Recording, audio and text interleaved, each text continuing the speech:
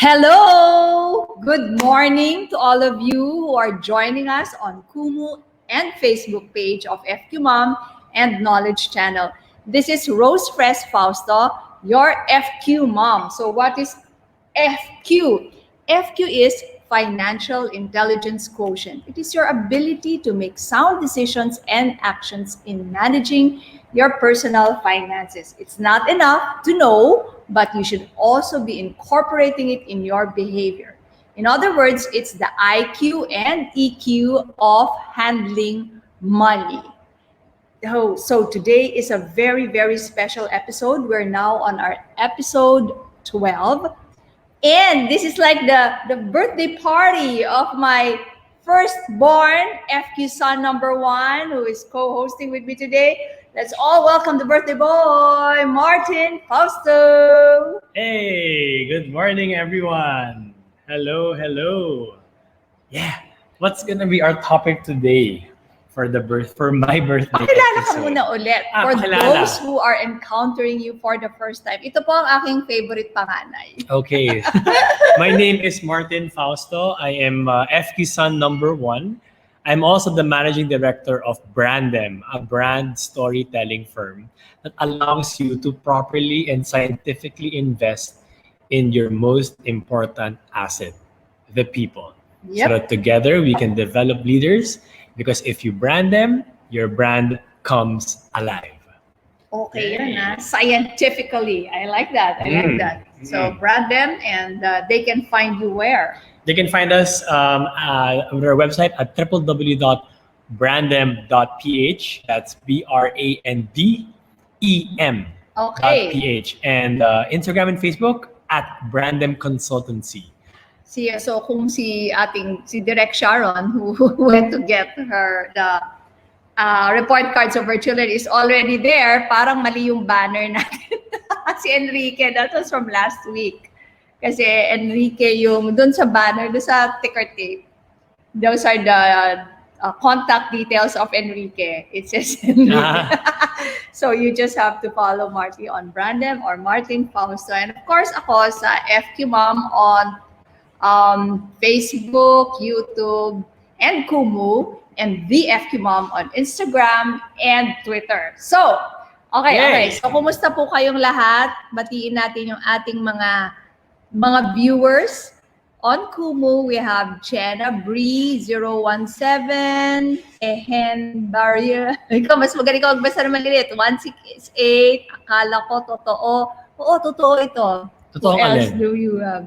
Ayun talaga yung name niya. Akala ko totoo. Go to So pa you siya. can see who are with us today. These are the guys on Kumu. G Sanal 6807, Charles Barte, and Nice. Yeah. Thank you so much for joining us. So we now have a really interesting topic kasi di ba okay ba na bigyan ng cash gifts ang mga bagets? How do we define bagets? Like, what's the age range ba? Okay, sige. So we will start, but later on we can discuss because we have a full hour with us, ano? Umpisahan natin doon sa mga bata. Yung talagang 0 to siguro 10. 0 to 10. Malaki rin. So they've already received their allowance. Kahit pa paano.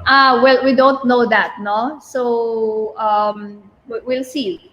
Depende kasi hindi lahat ng parents nagbibigay ng allowance sa mga anak nila. So, yun. Ikaw ba, meron ka bang naaalala yung mga sarili mong experiences when you receive cash gifts? And if you can share that with our audience today. Yes.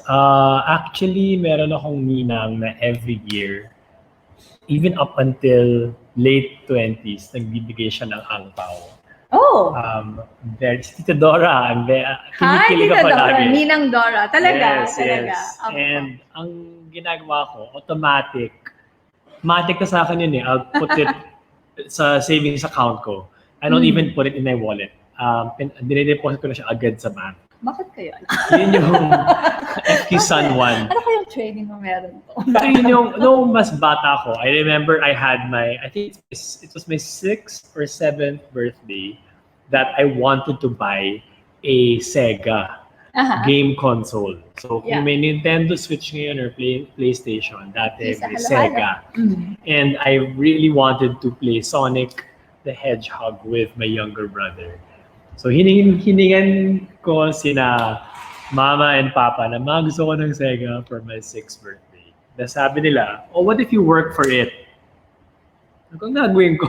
I'm 6 years old, ang gagawin ko. And then they said, oh, what if you come up with an art exhibit? Prepare a bunch of paintings, drawings, lagay mo sila sa mga cartolina frames, tapos magpa-auction tayo sa relatives, sa mga guests natin. So parang Christie's or Sotheby's na magpapa-auction. So we would start off with paintings like 100 pesos, and then it would go up until 200 or 250 pesos, and then sold. So that happened the entire afternoon, and I was able to gather a lot of cash. Tapos, alam ko kulang yun sa Sega eh. So kung ano naman yung kulang dun sa Sega, yun na lang yung... Sobra ba? Mali, sobra ka. You got talaga? More than, Yeah, kasi syempre titas, they knew that we were saving up to buy a Sega. So actually before that, we even came up with a nice invitation. Kasi we didn't want naman to do double whammy naman, ma-overburden naman yung mga guests mo. So we really wrote it there in a very creative way. Okay, yun hindi ko alam. Yung para bang, I'm saving up. Nag-drawing ka pa nga eh. Yun na yung start eh. Nag-drawing ka doon, I'm saving up, and I would really appreciate if you could just buy. Don't bring me gifts. May ganun type eh. Na-auction na lang. Yun yun. Okay. Oh, by the way, look at that.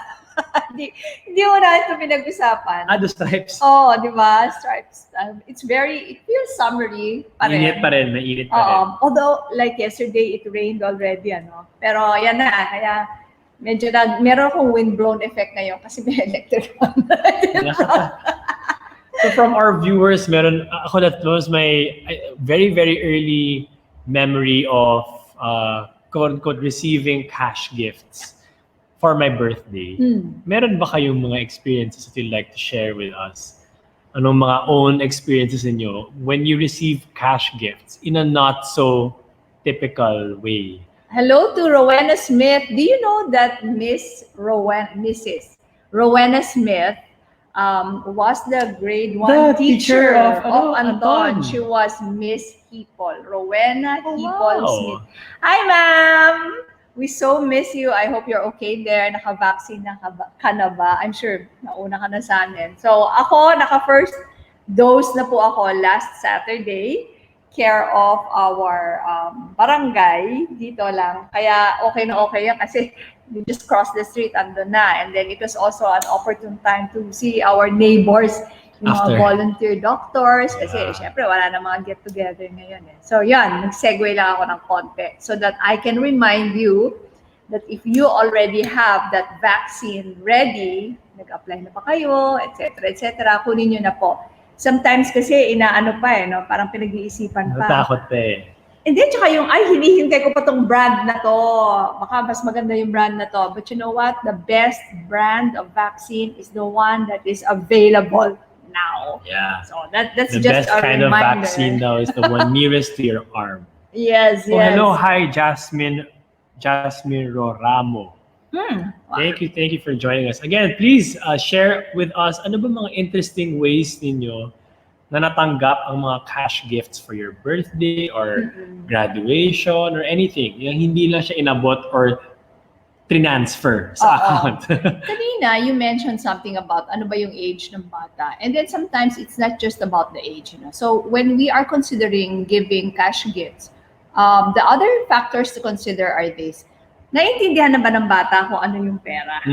Okay. Tapos, kasi baka mamaya, that kid is expecting gifts that are tangible, that he can play with. Toys. Tapos biglang makita niya, ano ito, di ba? No? So, baka mamaya, hindi siya ma-happy. Sabi ko nga, pag cash gifts na bata pa yung binibigyan mo, ang natutuwa, yung nanay.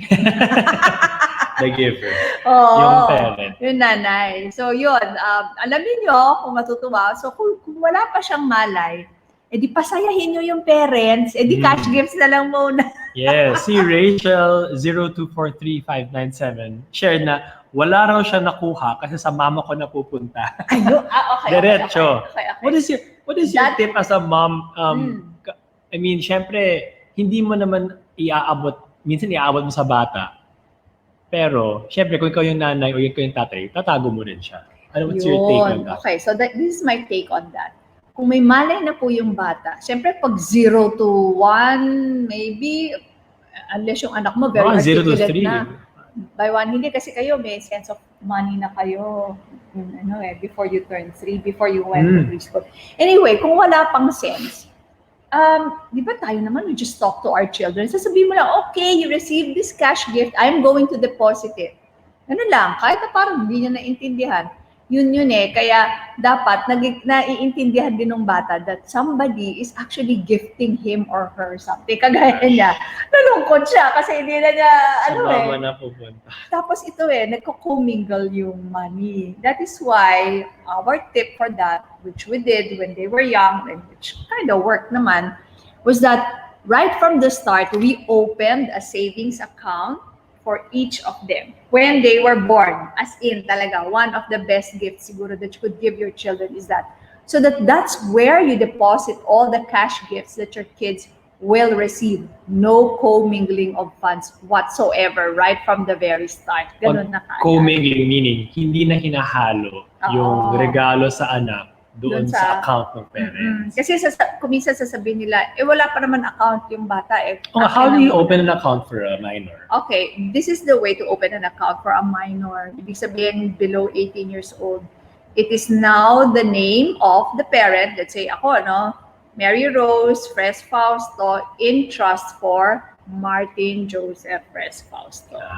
So we, as a kid, I remember, I would ITF still account. ITF in trust for.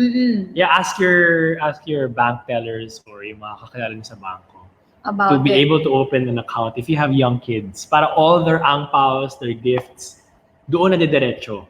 Oo. Tapos, it will be nice. I remember kasi, hinihingi ko yung passbook ko na gusto mo, how much na yung laman ng account? How much money do I have? Ganyan. Yes. And now it's easier kasi you can do online banking from anywhere and even just from your phone. So if your kids ask, you can show them instantly. Oo, anyway, lahat naman ng bata marunong nang gumamit ng phone, di ba? Yes. So yan. So you have to make sure that the kid understands then. Or even if the kid doesn't understand, it's still the most practical gift.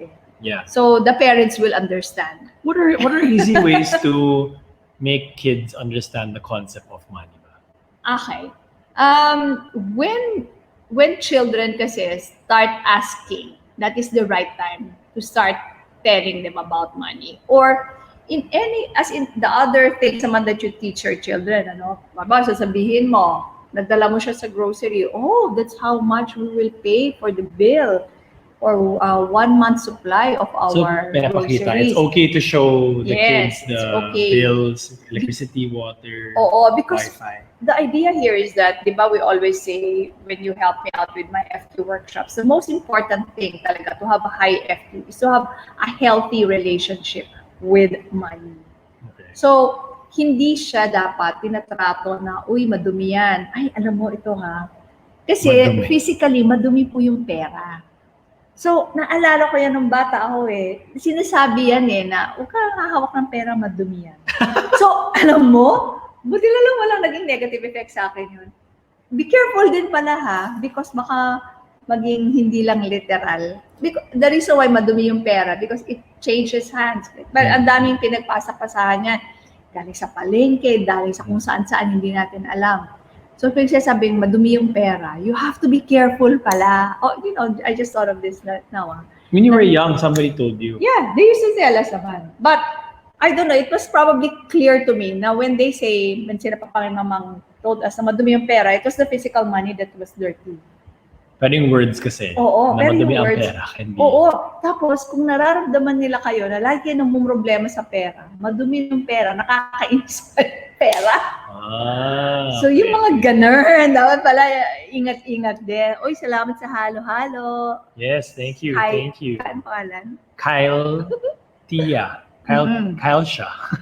So, kayo, ano yung mga different ways that maganda ka sana kung creative of giving cash gifts to Wala pa to tayo. children? Yes, may mga sumasagot na wala silang maisip or hindi nila na-experience yung ganun. So baka maybe that's why they logged on to the show to get some ideas That's right. and some creative tips to give money to kids. Kasi Yeah. honestly, ako 31 na. At this age, nagiging ninong na ako ng mga anak ng pinsan ko or syempre, some of my friends will already have young kids. Cash naman kasi talaga pinakamadaling ibigay na regalo, di ba?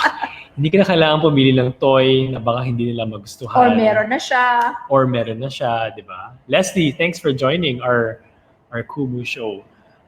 But we also, nakakatama. Parang, alam mo na yung budget mo for example. Ito na yung budget ko. Yun lang ibibigay ko sa parents, siya na bahala. Yes. So baka, ano bang mga... Pero alam mo, kung minsan din, I think correct me if I'm wrong, the reason why some hesitate to give cash, kasi parang nakita mo na kagad yung value. Magkano? Oo. Ito lang ang budget. Parang ganon. Hindi yung kagaya pag binigyan mo ng toy. Hindi niya alam, pinag-iisipan. And that's probably because yun nga we are very iffy with our relationship with money. But if you come to think of it, if you have a healthy relationship with money, tas binigyan yung anak mo ng 500 pesos, di naisip mo, 500 pesos yung budget niya. And binibigyan ka na ngayon niya nung leeway to use that money kung ano yung pinaka-okay para sa anak mo. Okay? Sige. Let me just share this story. When I was a kid, you were saying kasi na you are now starting to be ninong, kailangan magbigay-bigay ka na, no? He's my cousin who's a lot older than me. Older pa siya than my oldest sibling, si Manong Tony.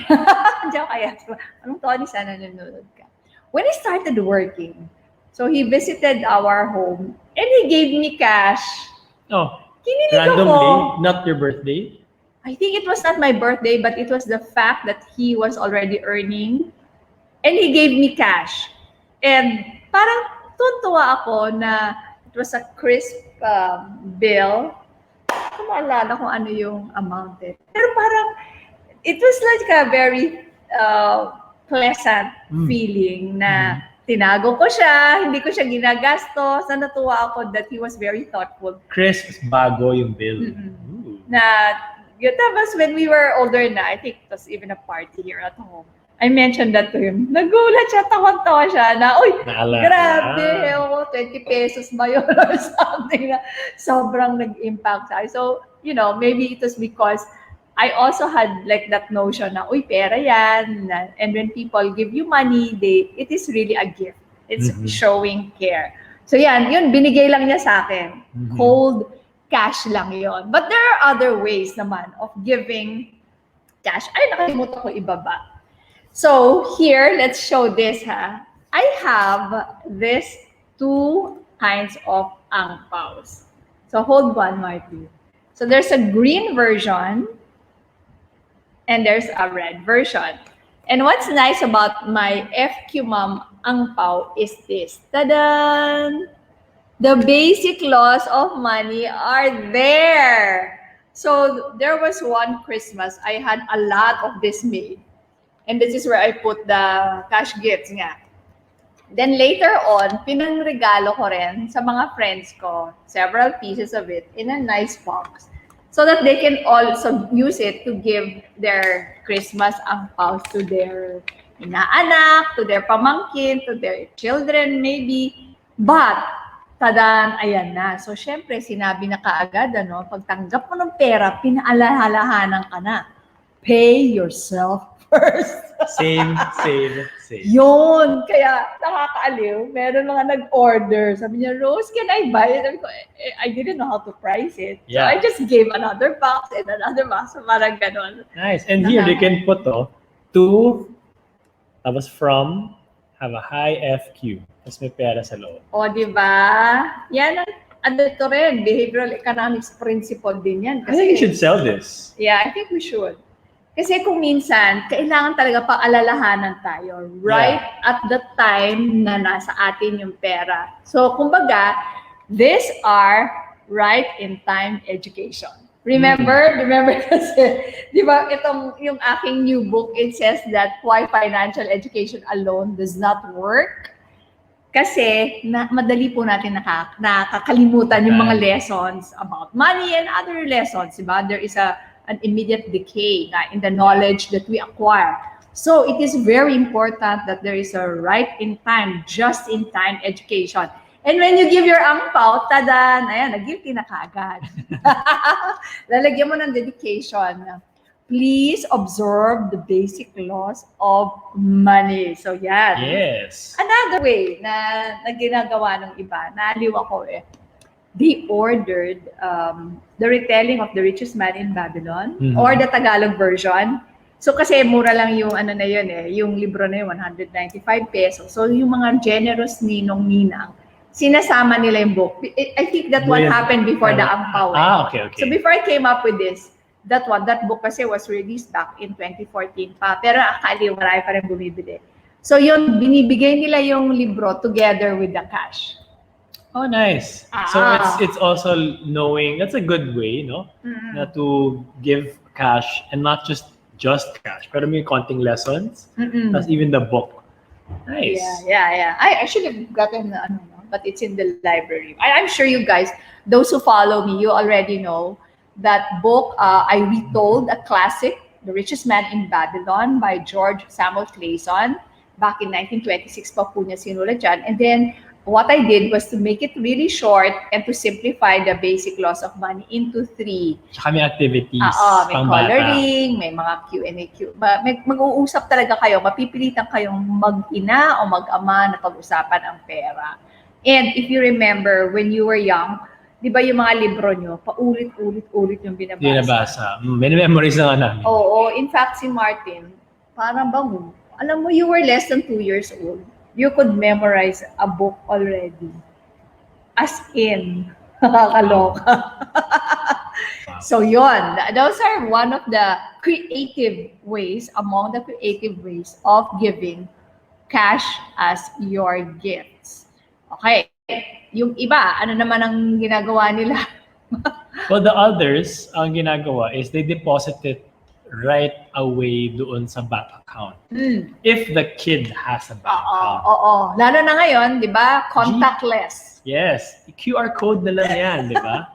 QR code na lang yan. Oh my God. Di ba? Di ba yung mga gift registry ngayon? QR code. Yes. Andun na, actually, ang ginagawa rin ng iba, kunwari may birthday party yung anak.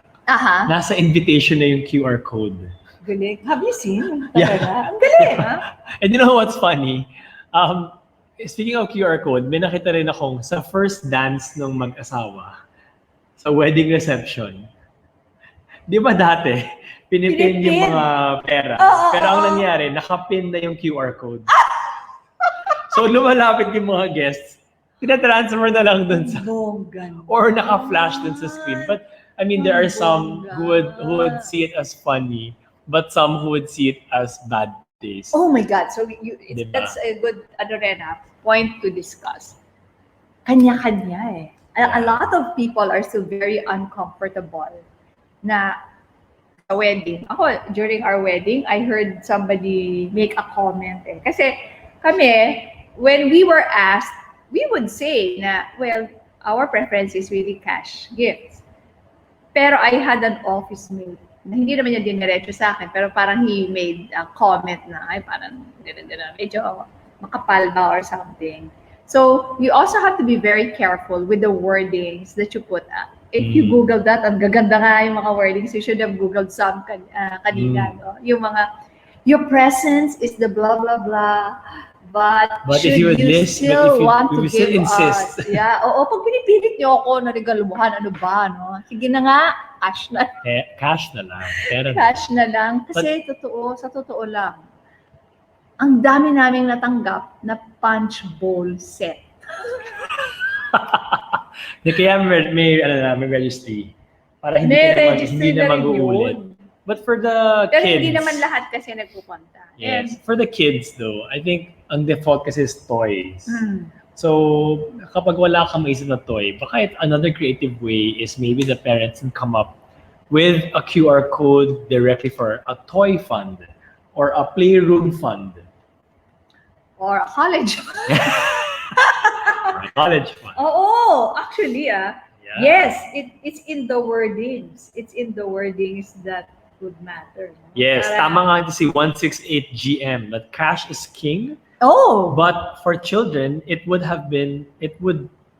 be important to be very careful to teach the fundamentals of money. oo. Kasi for kids, ang money parang ano lang yun eh, it's a concept eh. Yes, it's an abstract concept. So as what you were mentioning a while ago, it would be nice that they would see the home bills, electricity bills, Yeah. Wi-Fi bills, phone bills, grocery bills, so they would know and start to get introduced to the concept of money. So that, kasi there will be some kids no to share from our FQ workshops na after nila nasanay na makita yung grocery bills and they would start receiving money, they would say, oh, I can buy chips, I can buy my chocolate, my candy. Oo. So, ganun yung naging So dapat concept. magkaroon siya ng idea, ano bang importansya nung itong pera, no? Para nagigets niya kasi ano lang yan, papel lang ba yan, cheque ba yan, or something, ano. So yun. And then, may mga Gcash na rin. Ngayon nga, joke tayo, Gcash mo lang. Oo, i-QR code na lang siya, ipadala mo na QR lang. code mo na lang siya. Yes. Tapos another way kasi of giving money to children, di ba uso dati? I can't remember it. You do chores at home. Okay. Di ba? That's what 168 AGM pala. Yeah. AGM was Sige, sharing. basahin mo nga yung sinabi niya. Teaching them that they are okay. Giving children money in the form of chores that labor equates to earning money is one way. But there's also another side to that. Na Yeah. baka they will only do chores if may bayad. Oo. So that one, we have to be very, very careful. And For some, before nga, when I was we tried that. 6 to 8 years old, I would water the plants and I would earn based on my age. So kung 6 years old ako nun, 6 pesos. Per 7 years old, 7 pesos. 8 years old. Nag-get to the point na alala ko to eh. I remember what you told me na if we keep paying you to do chores, baka naman you think we have to pay you to do the things you're supposed to do. Like taking a shower, brushing your teeth, diba? So Yeah. they stopped. I actually became uncomfortable because of that worry nga eh, na, alam mo yun, okay, this is very behavioral economics. Ha? There are two realms kasi. There's the social realm and the economic realm. So, pag nag-uusap tayo tungkol sa pera, halimbawa, ito bigyan kita ng example, Marty. Uy, sino yun? Thank you. So Anna Jan Jean. Wow, para siyang yung name niya para siyang tongue twister. Sige nga, say it again and let your tongue twist. Anan Jan Jean Jelanjel. Okay, sabi nga po sa comment section kung tama yung pag-pronounce ni birthday boy. Anan Jan Jean Jelanjel. Okay, so balik na tayo dun sa sinasabi kong the social norm versus the economic norm. Suppose you are now na-flat tire ka, kunyari, no? Na-flat tire ka, tapos, oh my God, ganda ba yung flat tire? Mali. Excuse me, erase. Let's change the example. Rewind. Suppose you are moving from one place to another. Kunyari ikaw, nung aalis ka, meron ka mga gamit, dadalhin mo kunyari sa condo mo. You need help, di ba? You will ask your dearest friend, hey, can you help me move? Sabi niya, sure. Di ba? Walang bayad-bayad yan.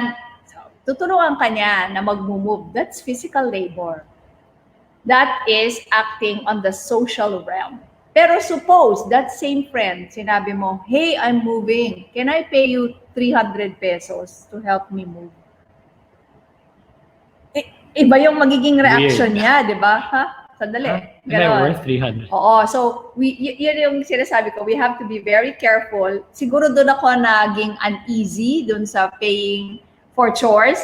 Kasi nagkakaroon ng blur kung ano yung economic norm tsaka social norm eh. Mm. So there are things talaga na maliwanag na ito, this is very economic norm, I pay you for the labor or the service that you're giving. Pero di ba, parang sabi nga, ang pinaka-classic example, kung yung mother-in-law mo daw, naghanda ng napakagandang dinner for all of you. Tapos sabi mo, hey ma, this is my 2,000 pesos. Ambag. Ambag. Sa pakika ni mother-in-law, di ba? Magdala ka na ng mga flowers, mga chocolates, kung ano-ano. So yun, so you better be careful.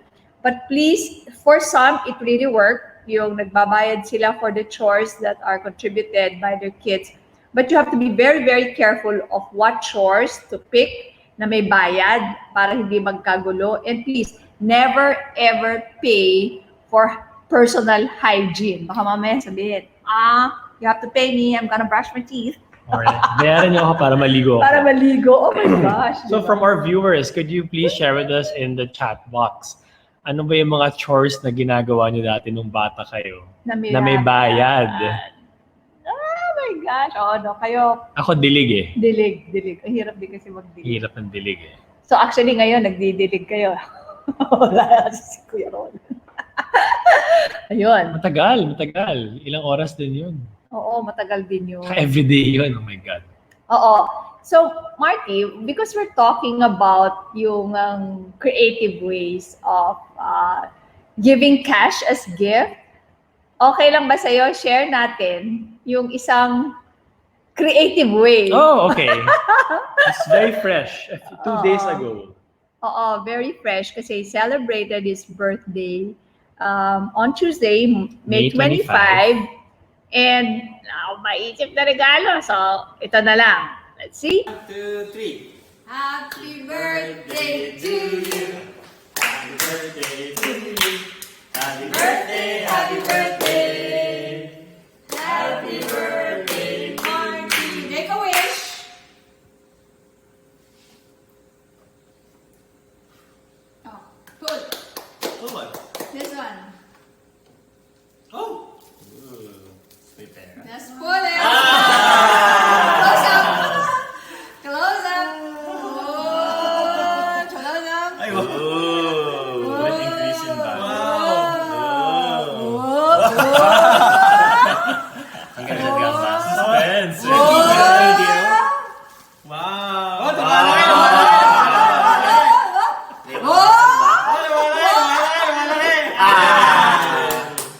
Kulang.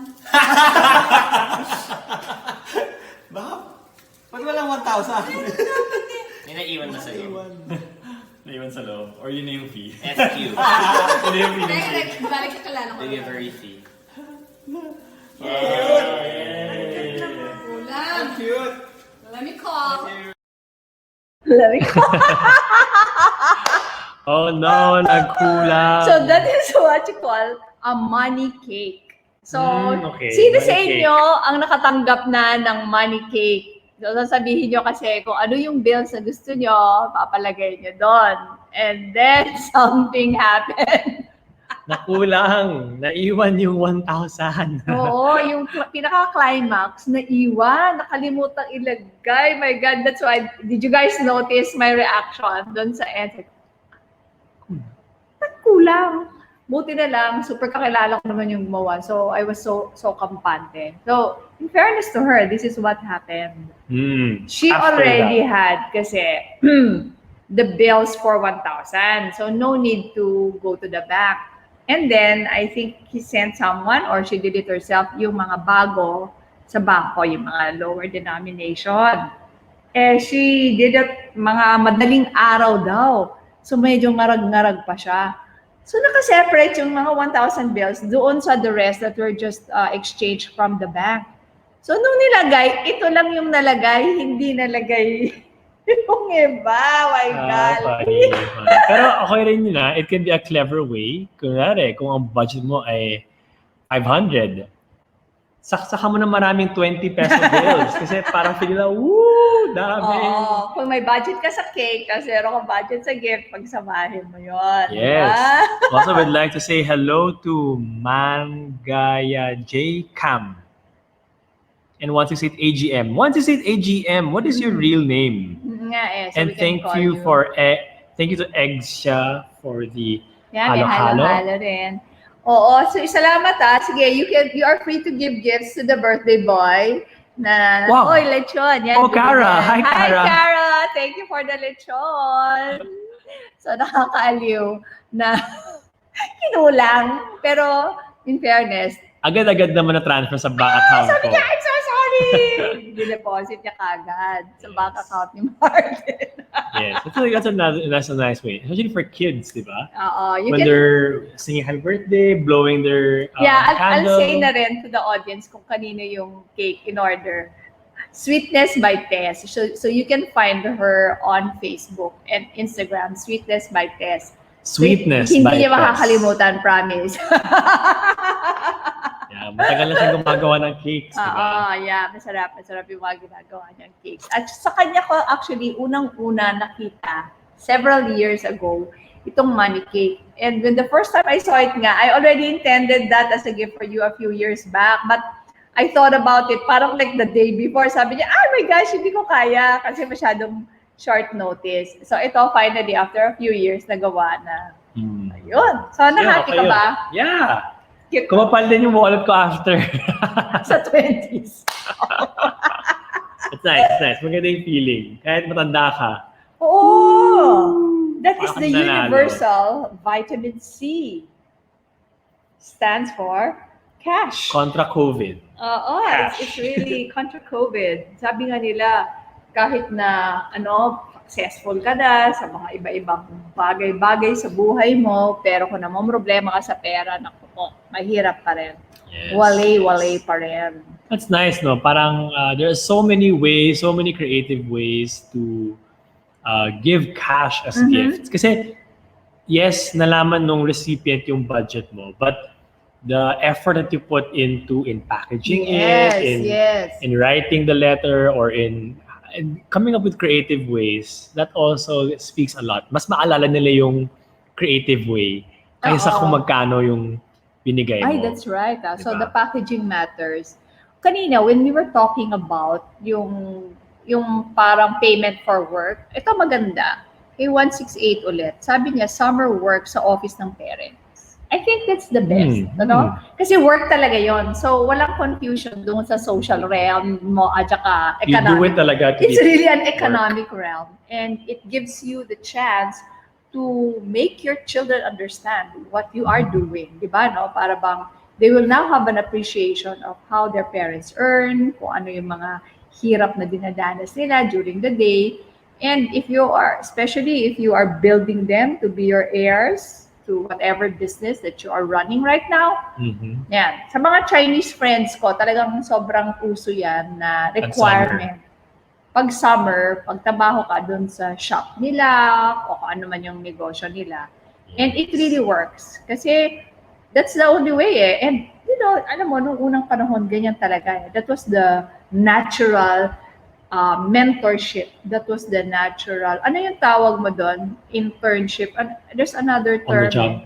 Oo, na yung parang pang sinauna. Parang minomold mo. So, that's the reason OJT. why pagka farmer yung parents mo, most likely magiging farmer ka rin, carpenter, ganyan. Ngayon, nawawala na yan kasi talagang we're all over the place na follow your passion kayo dyan. Yeah. So Leslie just entered our stream. Hello, good morning. Thank you for joining us. If you have any experience on how you received money creatively or how you gave money creatively as gifts, please share with us in the chat box. We'd love to get to know more about that. Even Cherry Blossom 19. Yes, good morning. Thank you for joining us. Kung meron kayong mga creative ways of giving money as gifts, especially to kids. Kasi ang takot talaga natin is if we introduce kids to money in a wrong way, there is a chance na baka maging mukhang pera sila. Yes. Yeah, that's true. I wanted to tackle that part. Sige, can you go ahead and say more about that? Kasi people always, diba, from the ones who are watching us live, no? Please complete the statement. Money is the root of all. evil. Okay. Diba? So, I mean, sa totoo nga naman, marami ring, there is also truth into that, but I don't think it is an absolute truth It is the love for money, which is the root of of all all evil. evil. But how do we introduce the concept of money to kids Mm-mm. without making them masyadong siguro obsessed or addicted to it? Kasi dun nagkakaroon ng problems. Oo.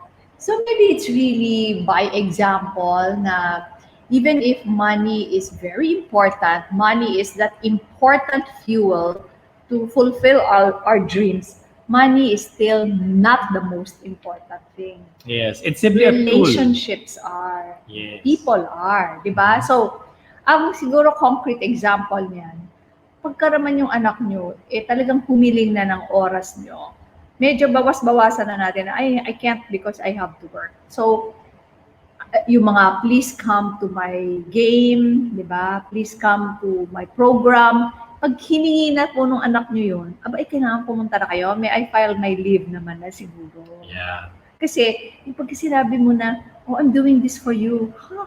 Hindi nila masyado magigets yun. Oo. I want you here. I want you present. Right now. I want to play with you now. Ano you doing this for me?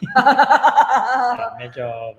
So, lalo na pag paminsan-minsan lang naman, ano? Pag kasi hiniling na po yan, ibig sabihin, may ano na yan, may tama na yung mga tipong, you're always busy naman eh. You never come to my game eh. You never watch me. Delikado na. Kayo ba, may naramdaman kayo kay Papa? Wala. No always present eh. Parang when he comes home, he drops his work. So, ayun. May sinabi dito. Gusto kong, wow. Question ni Coach Pinoy 2020.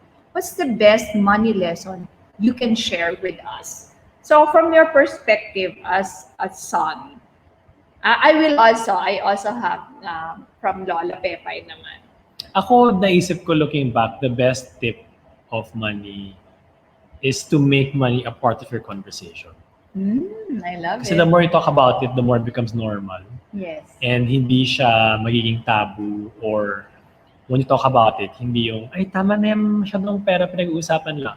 I mean, you talk about different things, but make money part of your conversation with kids. Because they will start to see that money can cause positive and negative effects. But it's what you do with it that makes it Gusto ko yung sinabi mo, no? Sorry.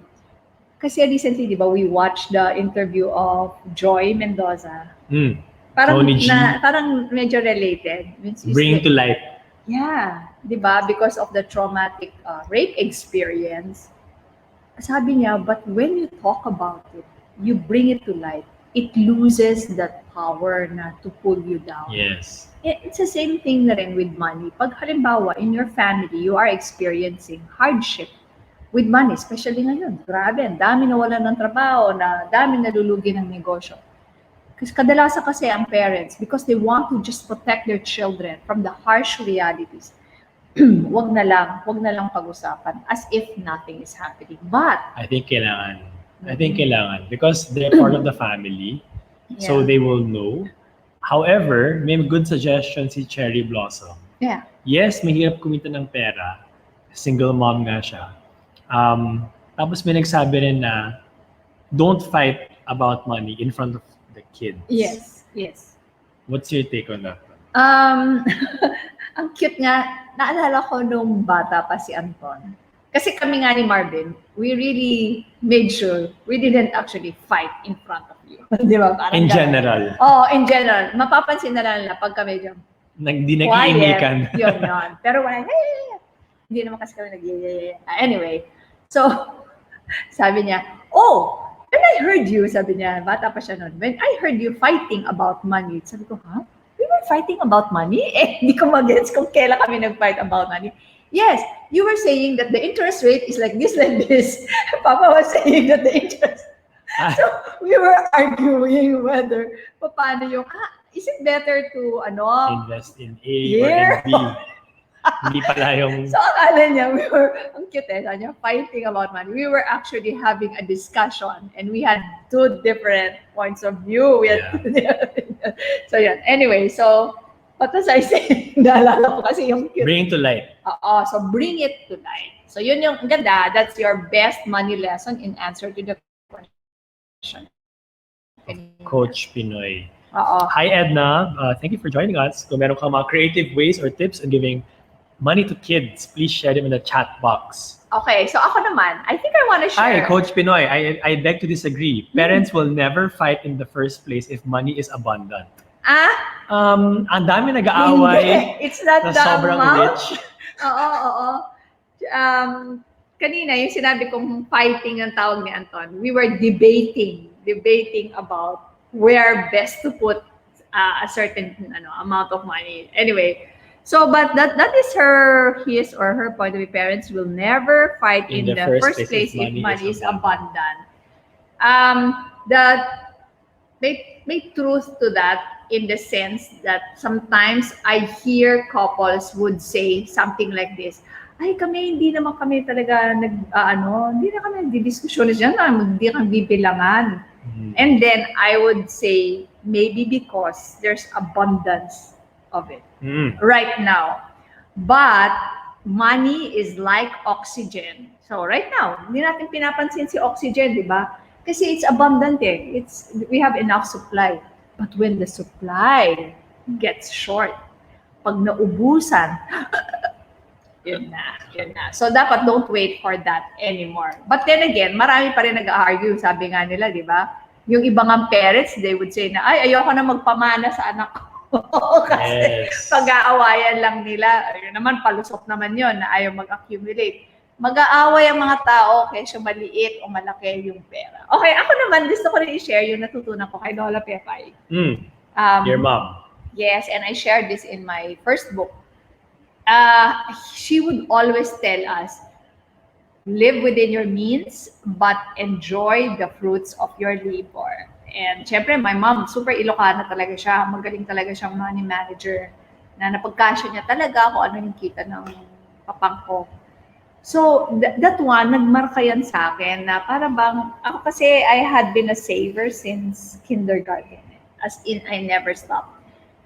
But that reminder, but enjoy the fruits of your labor, I liken it to a diet. Kasi pagka ikaw, super diet ka, na wala ka man lang a cheat day at all, you will be miserable and it is going to be more difficult to sustain something like that. So parang feeling ko, when I say I liken it to a diet, ganun yon. Dapat save, invest also, but also enjoy. Huwag naman puro ang kalungkutan naman yung sobrang pagkakuripot naman. And I think looking back now, syempre we're still in the pandemic. Ako, I am an entrepreneur. Our revenues were hit last year. So, on a personal note din, bumaba rin yung kita ko as Martin, like as a person. And I think ang nakita ko kasi na may mga comments from our Kumu viewers na madali lang yan siguro sabihin kapag maraming pera or what. Paano na lang kapag wala talaga? Ang iniisip ko, ang ginawa ko in hindsight that helped me was I logged out of social media. Kasi hindi naman ako nagugutom, number one. Number two, may pambayad pa ako ng kuryente, tubig, wifi, tsaka salary ng mga tao. But on a personal note, I also had to cut my own salary to manage the cash. Yeah. And I had to also log out of Instagram and Facebook because I would see my batchmates who are employed in companies that are thriving, like mga tech companies. Yeah. And they're totally fine. They're able to... Yeah, because it was not affected. They actually thrive, di ba? So, may mga ganong, may mga ganong tactics. Since those are your hacks. Yeah, since I know I like comparing myself to other people. Because competition. Yeah, because that energizes me to do better. Inisip ko na, uy, nagawa niya yun, galing. Kaya ko rin yung gawin. So, doon. Tapos, nung nasasobrahan na yung comparison, okay. Teka, mag-log out muna ako. So, anuhin nyo yan, alagaan nyo yung sarili nyo. Kung minsan, totoo yan kung minsan, yung inggit factor natin mawawala yan eh. Di kahit na kung minsan na naiisip mo na you admire that person, di ba, no?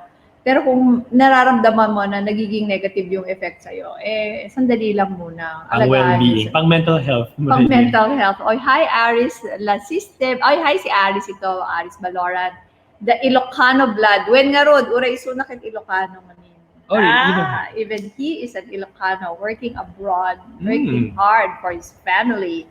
So may sinabi, si 168, kung kids naman, why not GC? Gift certificate na lang. I'm so interested what AGM, like what the real name is. Oo nga 168, what is your name?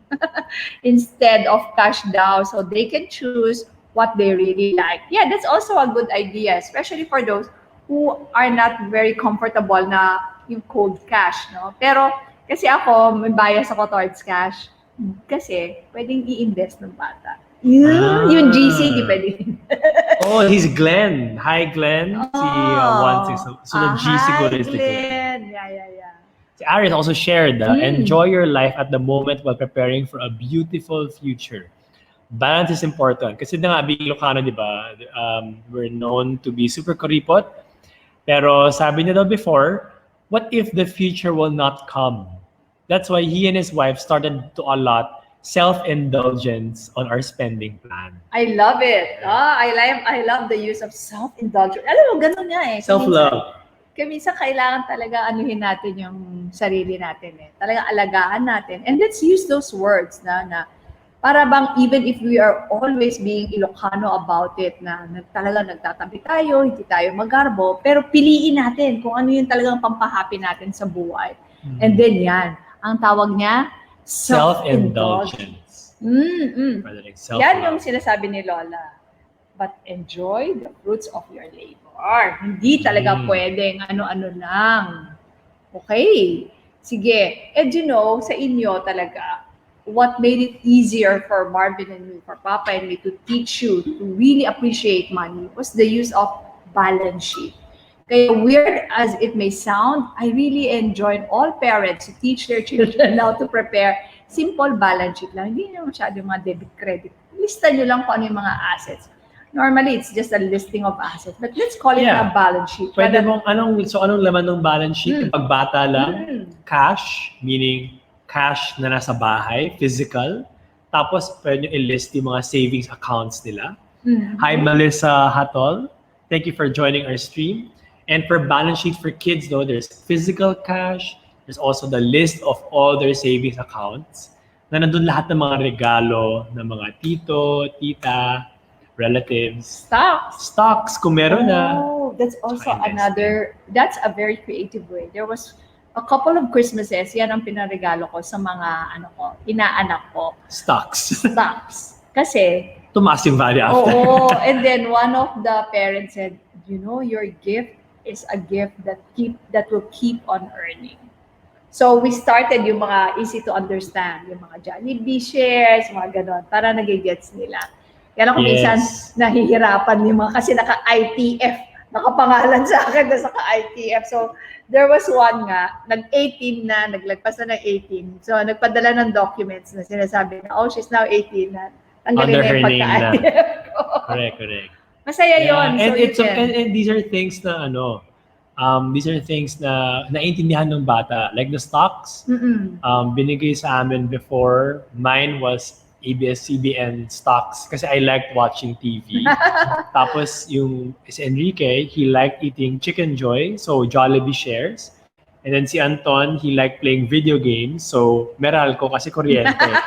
You use more electricity when you play video games. Oo, para lang madalian. Oh, sabi ni Aris nga, my sons have SAL-N. Yes, that's the balance sheet. It's an advice from his Sana all ng politicians may SAL-N din. Yeah. That's right. I've written about that. Nakakatuwa, Aris, if you've seen my articles before. Nung uso-uso yung corona impeachment trial. Sabi ko, SAL-N. Good for everyone, not just the public officials. Si Coach Pinoy, before we wrap up the show, is asking, where would you advise to invest that's protected and can be guaranteed passive income? The word lang guaranteed income, the words guaranteed income lang is medyo, I think we have to understand that an investment can earn you and can also devalue your investment. there's always a risk, right? But I guess a low risk kind of passive income is to look at index funds, because that simply mimics the top 30 publicly listed companies in the economy of a country. So in the Philippines, meron tayo Philippine Stock Index Fund. Yun, nakikiride siya dun sa performance ng top 30 companies. And true enough, because we have a very young population, our economy has no choice but to go higher. But how fast it will go higher is a different discussion depending also on So that's still a administration, long term. So yung sinabi niya nga na sure income, Mhm. mga fixed income lang yon. Yes. So mga mutual fund ng money market, mga time deposit, pero sobrang liit lang yun. Yes. And here's the thing, if your children are still very young and you naman can afford to fend for the financial needs of your children, you actually have a very long time horizon when it comes to investing. Kasi long term it is is so at least best 5 years. for them to Yeah. really invest in equity index fund na lang.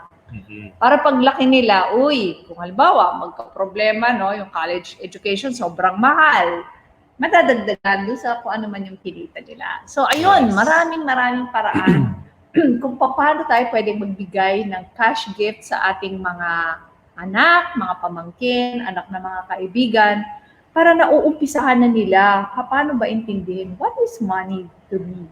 Yeah. Diba? What does this mean? What does this piece of paper mean? Naku, later on nga, magkakasiguro, mga anak-anak niya, mga, I want some cryptocurrency, ma. Mga ganyan. Bitcoin. NFT, non-fungible. Ay, mga ganon. Naku, pahirap na ng pahirap. So, yun. So what's important, the takeaway is that let us not keep kids in the dark when it comes to money. And as we introduce the concept of money to them, we can make it creative and fun. Money cake, make them work for it, summer job, pwede siyang exhibit. There's so many ways to introduce money as opposed to just handing it to them, Yeah. because they will remember how they experience and the feelings around it more than the actual amount of the money that you gave. Yes. And to share din, yung aking childhood. Di ba I said kanina, I have been a saver since kindergarten. Asaya. Parang, Kakilig. it made me really have that, I would say, healthy relationship with money na I was the one in control of it. Na para bang feeling ko, meron ako niyan, hindi ko gagastusin doon. Kasi gusto ko siya dito, pinapapalaki.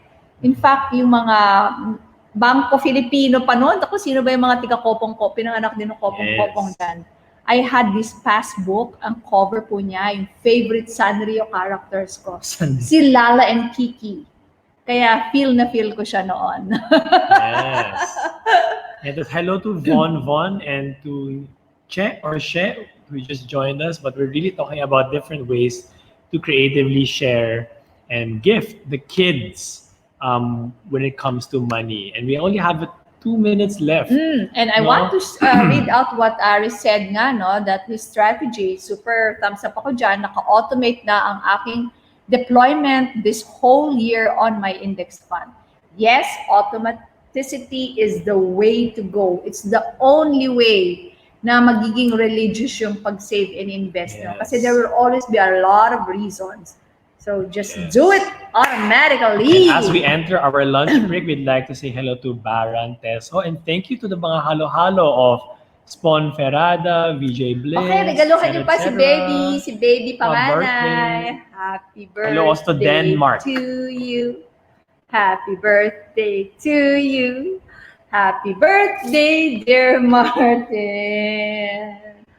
Happy birthday to you. Yay, thank Sana pala you. may angpaw din sa Kumu. Yes, thank you for joining us. So And if cool. you'd like to ask more questions, you can log on to fqmom.com and share your experiences and stories. At baka lumabas ka na sa article on Philstar at ma-feature yung story mo. And if you want to learn more, the books are here. It's a trilogy. The first 2 books are already out. FQ1 and FQ2. Wi-Fi na. Ay, later pala, no? If you want to join, there's a 3:30 nice talk. We will be talking about why financial education does not work, alone does not work. just go to my page and you will see it's a Bright Talks by Sun Life. And I hope to see you there also. You? Yay! Thank you so much. For any questions, log on to Brandem Consultancy Instagram to develop your leaders so you can invest in your people scientifically and properly. Yay! Bye! Thank you guys. Have a good day!